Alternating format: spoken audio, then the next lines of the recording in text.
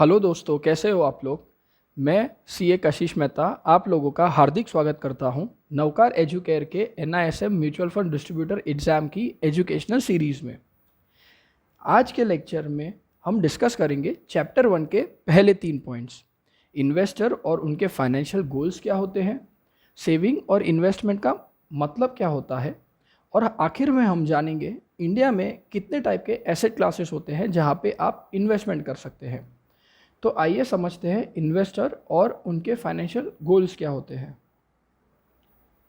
जब भी हम फाइनेंस के बारे में डिस्कस करते हैं तब ये सवाल आते हैं कि कौन से म्यूचुअल फंड में इन्वेस्ट करना चाहिए, कौन सा शेयर बाय करना चाहिए, क्या स्टॉक मार्केट में पैसा लगाने का ये सही टाइम है।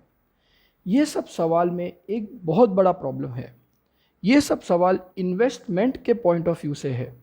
एक अच्छे इन्वेस्टर को अपने प्रोफाइल के हिसाब से सवाल पूछने चाहिए। इसको हम एक एग्जाम्पल से समझते हैं। मान लीजिए एक स्मॉल कैप म्यूचुअल फंड का स्कीम है।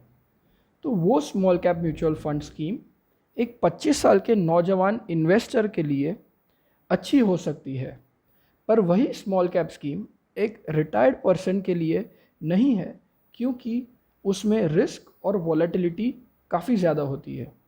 इसलिए हमेशा हमें इन्वेस्टर को ध्यान में रख के इन्वेस्टमेंट एडवाइस देनी चाहिए। अब हम समझते हैं कि इन्वेस्टमेंट करना क्यों ज़रूरी है। अगर आप एक जॉब कर रहे हैं या आपका खुद का बिजनेस है तो अभी आपको एक रेगुलर सोर्स ऑफ इनकम होती है, पर जब आप रिटायर हो जाओगे तब आपकी ये इनकम बंद हो जाएगी। उस वक्त आपका इन्वेस्टमेंट काम आएगा। जो पैसा आपने बचाया होगा और सही से इन्वेस्ट किया होगा वही पैसा आपके रिटायरमेंट के टाइम पे काम आएगा। इन्वेस्टमेंट क्यों करनी है वो तो समझ लिया। अब कौन सी चीज़ के लिए आपको प्लानिंग करनी चाहिए। मान लीजिए आपने अभी अभी जॉब शुरू की है, थोड़े समय के बाद आपकी शादी होगी, उसके बाद फैमिली होगी, बच्चे होंगे, तो बच्चों के पढ़ाई के खर्चे शुरू हो जाएंगे। फिर आपको अपने बच्चों की शादी करनी होगी तो शादी के खर्चे होंगे, और उसके थोड़े समय बाद आप रिटायर हो जाओगे। तो आपके जीवन में अलग अलग समय पे एक बड़े खर्चे के प्लानिंग करनी पड़ेगी। उन खर्चों की प्लानिंग करने को कहते हैं फाइनेंशियल गोल सेटिंग। मतलब एक गोल है जो आपको हासिल करना है, उस गोल को कैसे हासिल करें उसको फाइनेंशियल प्लानिंग कहते हैं। पर ये सब गोल सेटिंग एक साथ नहीं आने वाले, इसलिए हमें शॉर्ट टर्म या लॉन्ग टर्म के हिसाब से गोल प्लानिंग करनी होगी। और ये सब प्लानिंग हमें इन्फ्लेशन मतलब महंगाई को ध्यान में रख के करनी होगी। अब समझते हैं सेविंग्स और इन्वेस्टमेंट का मतलब। काफ़ी लोगों को सेविंग्स और इन्वेस्टमेंट एक समान लगता है, पर इन दोनों शब्द में काफ़ी अंतर है। सेविंग्स का मतलब पैसे बचाना और इन्वेस्टमेंट का मतलब उन पैसों से और पैसे बनाना।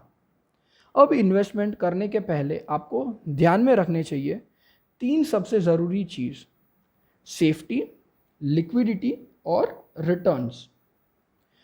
आइए पहले जानते हैं सेफ्टी का मतलब। सेफ्टी का मतलब आपका इन्वेस्टमेंट कितना सेफ है। जहाँ पे भी आपने इन्वेस्ट किया है वहाँ से आपको आपका प्रिंसिपल या इन्वेस्टेड अमाउंट वापस मिलना चाहिए। लिक्विडिटी का मतलब आप कितना जल्दी अपने इन्वेस्टमेंट्स को बेचकर पैसे वापस ले सकते हैं। तीसरा होता है रिटर्न्स। रिटर्न्स का मतलब आपके इन्वेस्टमेंट में से आप कितना कमा सकते हैं।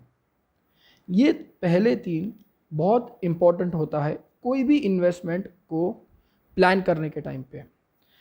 आइए जानते हैं बाकी के 4। कन्वीनियंस। कन्वीनियंस का मतलब होता है कोई एक पर्टिकुलर इन्वेस्टमेंट करना कितना आसान है। आप बैंक में FD बनाना है तो बहुत आसानी से बना सकते हैं, पर उसके सामने अगर आपको घर में इन्वेस्ट करना है, कोई घर खरीदना है, तो उसमें काफ़ी वक्त और मेहनत जा सकती है। फिर आता है टिकट साइज़। टिकट साइज़ का मतलब कोई इन्वेस्टमेंट करने में कम से कम कितना पैसा लगता है। म्यूचुअल फंड में मिनिमम आप 500 रुपये से भी शुरू कर सकते हैं। पर अगर आपको घर खरीदना है तो कम से कम कुछ लाखों से शुरू करना पड़ेगा। जब से आप इन्वेस्ट करें उसका टैक्सेशन ज़रूर ध्यान में रखिए। कौन सी इनकम कौन से रेट से टैक्स होगी वो ध्यान में रख के हुए इन्वेस्टमेंट करना चाहिए। फिर कुछ इन्वेस्टमेंट्स में हम इन्वेस्ट करते हैं तो हमें इनकम टैक्स में डिडक्शन भी मिलता है, उसे कहते हैं टैक्स डिडक्शन। जैसे LIC की पॉलिसी का प्रीमियम भरा तो इनकम टैक्स के सेक्शन 80C में हम इनकम टैक्स में डिडक्शन ले सकते हैं। अब समझते हैं इंडिया में ब्रॉडली कौन कौन से एसेट क्लासेस होते हैं। पहला आता है रियल एस्टेट, मतलब आपका घर हो गया, दुकान, ऑफिस। दूसरा होता है कमोडिटी, मतलब आप सोने और चांदी में भी इन्वेस्ट कर सकते हैं।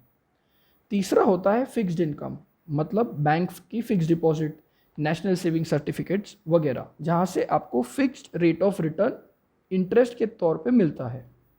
और चौथा और आखिरी में होता है इक्विटी, मतलब शेयर मार्केट। अब इन एसेट क्लास में कुछ सिमिलैरिटीज़ है, जैसे कि रियल एस्टेट और कमोडिटीज़ हम फिजिकल या फाइनेंशियल फॉर्म में ले सकते हैं। फाइनेंशियल फॉर्म मतलब पेपर फॉर्म में। एक एग्जाम्पल के साथ हम समझते हैं। मान लीजिए आपको इन्वेस्टर को गोल्ड में इन्वेस्ट करना है, तो आपका इन्वेस्टर जो है वो ज्वेलरी खरीद सकता है या गोल्ड कॉइन खरीद सकता है। फिर आता है गोल्ड म्यूचुअल फंड्स। आपका इन्वेस्टर गोल्ड म्यूचुअल फंड्स में भी इन्वेस्ट करके इनडायरेक्टली गोल्ड में इन्वेस्ट कर सकता है। ज्वेलरी और गोल्ड कॉइन्स को खरीदना फिजिकल खरीदना होता है और गोल्ड म्यूचुअल फंड खरीदना फाइनेंशियल फॉर्म में हो जाता है। फिक्स्ड इनकम और इक्विटी फाइनेंशियल फॉर्म में ही खरीद सकते हैं। अब आपके लिए मैंने इन्वेस्टमेंट एवेन्यूज़ को डिफरेंट एसेट कैटेगरीज में बाइफरकेट किया है। इसको पढ़ के आप कमेंट सेक्शन में हमें बताइए कि पब्लिक प्रोविडेंट फंड कौन से एसेट कैटेगरी में फिट होगा।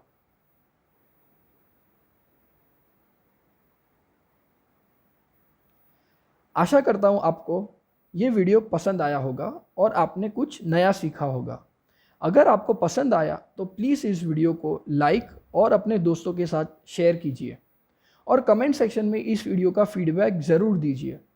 मिलते हैं हम नेक्स्ट वीडियो में, तब तक के लिए अपना और अपने परिवार का ध्यान रखिए। धन्यवाद।